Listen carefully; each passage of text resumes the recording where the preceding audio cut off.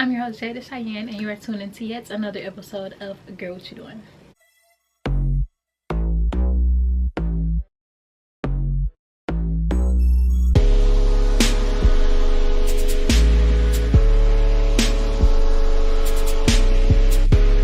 So happy New Year and welcome back. Thank you for tuning in, and today's episode really aligns with, just the start of the year. So something I realized, I guess late last year, was that this was the first year I had no desire to create any New Year's resolutions. It just wasn't something that I cared to do. And normally I'm a very planning type of person. So vision boards, just a list of goals, sitting down, writing down all the things I want to do. Like, I'm very much that person. So the fact that I had no desire to do that this year, it was kind of odd to me, but I also felt like there was a reason for it as well. So I kind of just stepped into it and made it make sense. And I think one of my biggest things was just the fact that a list of resolutions can be helpful, but as the year goes on, it can easily turn into a list of all the things that you never got the chance to do. And then I just didn't want to start the year off already setting myself up for disappointment. Then I think another big thing for me was just the simple fact that I also believe that God already knows what's in store for me this year, and I didn't want to spend my year chasing after goals that didn't align with that.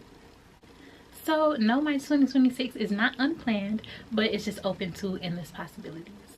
And then something that I realized lately is that short-term goals can be much more effective than long-term goals. And I say that because lately I've been doing weekly check-ins with one of my close friends, like weekly content check-ins. So we just pick a day. We do like Mondays most of the time, and we set goals for the upcoming week and we check in for the previous goals. And honestly, accomplishing something short term is so much easier than long term, because when you come back to it, you're like, okay, did I show up today? Did I show up this week? Rather than did I show up this year? 7 days or 1 day versus 365, that makes a really big difference. And it's just nice to have someone else to hold you accountable. Like when you have a goal for the week and you know that when that next week comes around, you're going to be asked, hey, did you do what you said you were going to do? It makes it a little bit easier to really do it, so you can't be like, no, actually I didn't. It's, yeah, I did actually.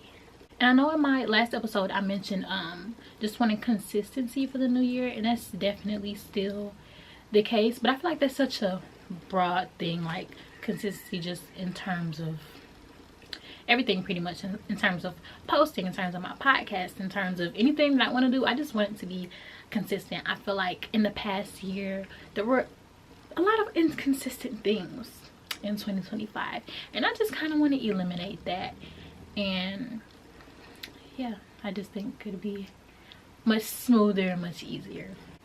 And then kind of circling back to the short-term goals, I think that checking off all of those things every week and doing what you said you were going to do every week, I think it naturally builds consistency, because when you have a long-term goal, it's kind of easier to miss a day or a month or a year or however it goes.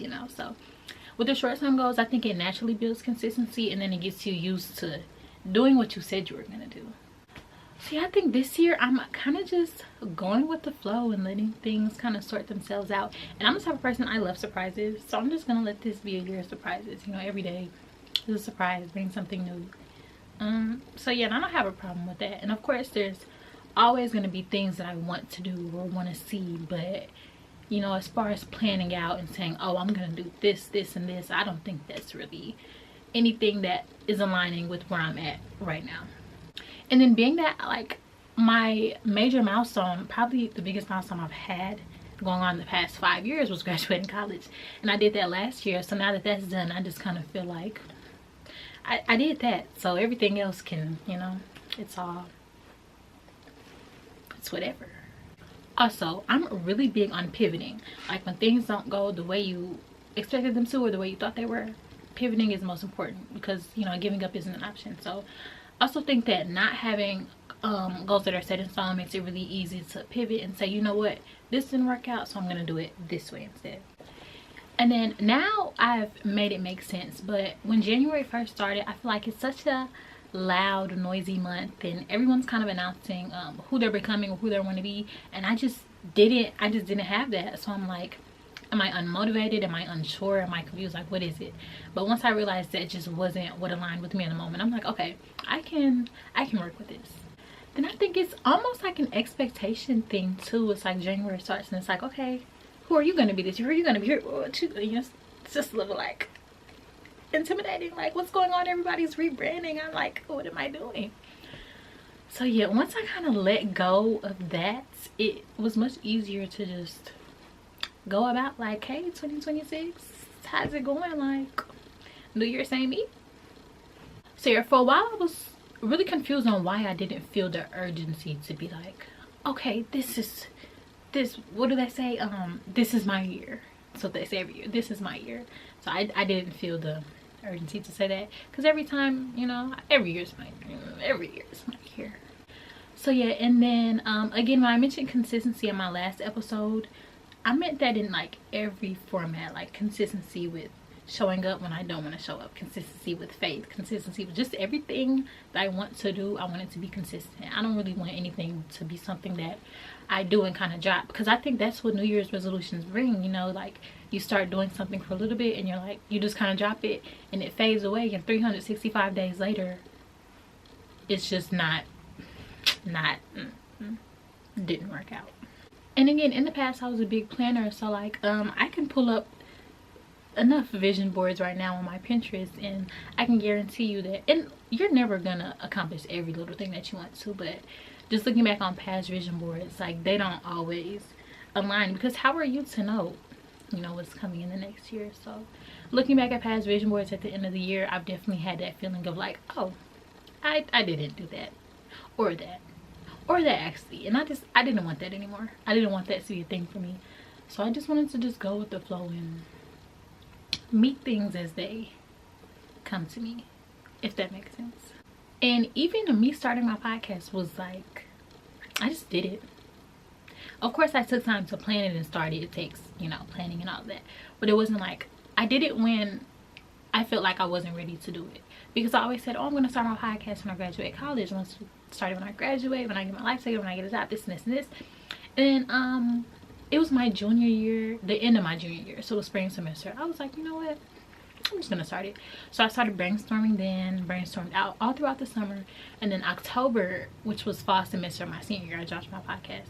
And after dropping my very first episode is when I signed with the lovely Alive Podcast Network. Make sure you download the Alive Podcast app if you enjoy listening to podcasts like Girl What You Doing. I'm sure you'll enjoy similar content in the Alive Podcast app, where you have access to over 100 other Black hosted podcasts. So if you haven't downloaded the Alive Podcast app, then Girl What You Doing.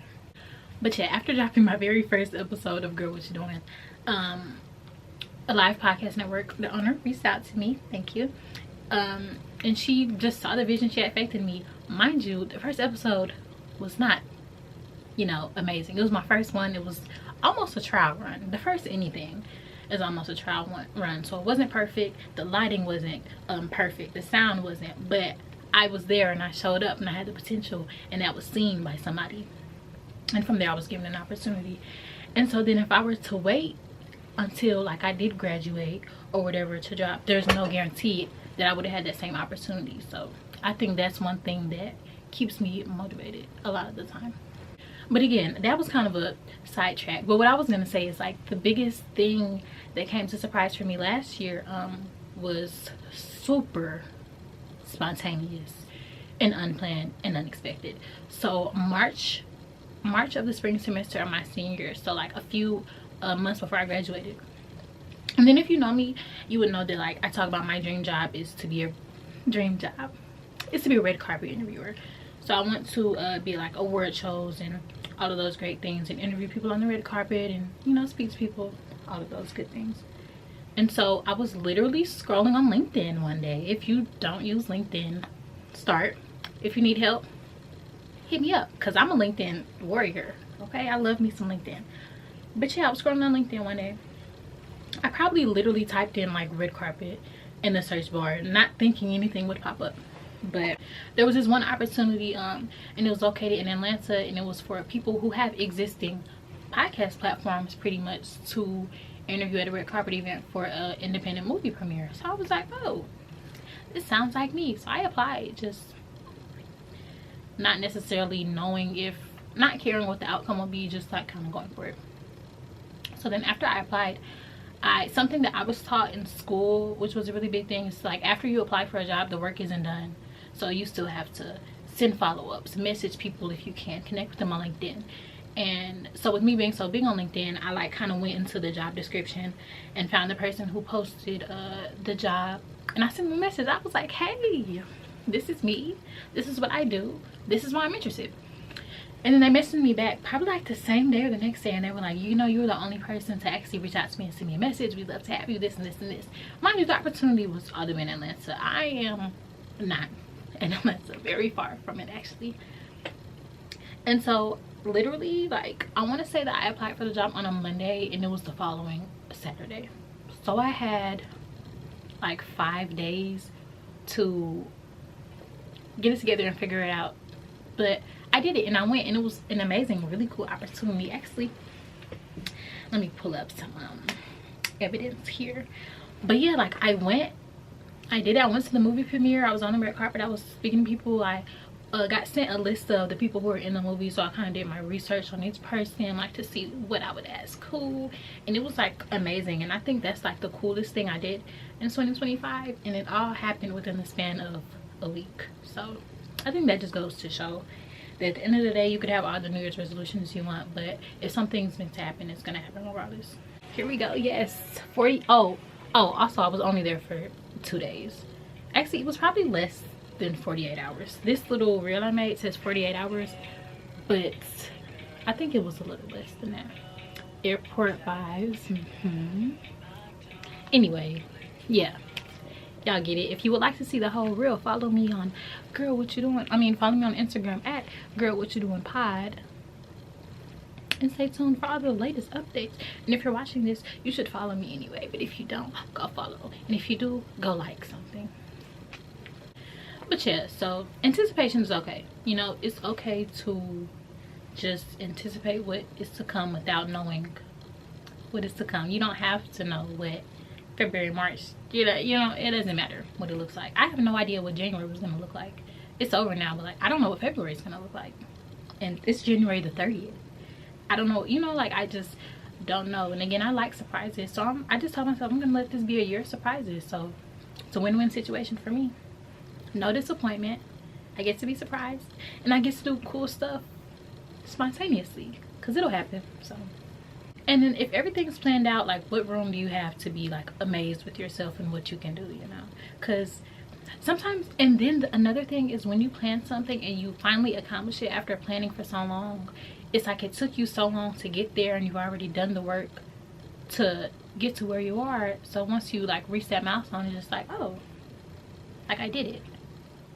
And it's like very anticlimactic, like no excitement. It's just like, oh, you know, I did the work and I did what I said I was gonna do. So I think it almost takes away, you know, long-term planning almost takes away from the excitement of actually reaching a goal when you get there. I really hope that makes sense. But I was watching something and it was talking about hold on, let me make sure I say this right, get my words together. It was talking about like the promise being the end goal. So once you reach your promise, like, you want to be proud and you want to be satisfied, but you've already been through such a long process that of blood, sweat, and tears. Like, when you get there, it doesn't mean as much as you thought it would, if that makes sense. So yeah, that's kind of where I get that mindset from. I got that from Sarah Jakes Roberts, by the way. Let me give my credit. So again, my 2026 isn't unplanned. It's surrendered. It's open to endless possibilities and new things, and I'm really excited to see where the year takes me. And y'all are gonna come with me too, because Girl What You Doing drops once a month. So every month y'all will get an update on what's going on. So I think it's good to kind of stop asking what you'll accomplish and more so ask, how are you going to show up? Like, how did you show up today? How are you going to show up this week? How did you show up last week? Don't worry about the year. Worry about right now. So yes, we're keeping it short and sweet today, but thank you for tuning in to another episode of Girl What You Doing. If you made it this far, don't forget to like, comment, and subscribe, and I will see you in the next episode.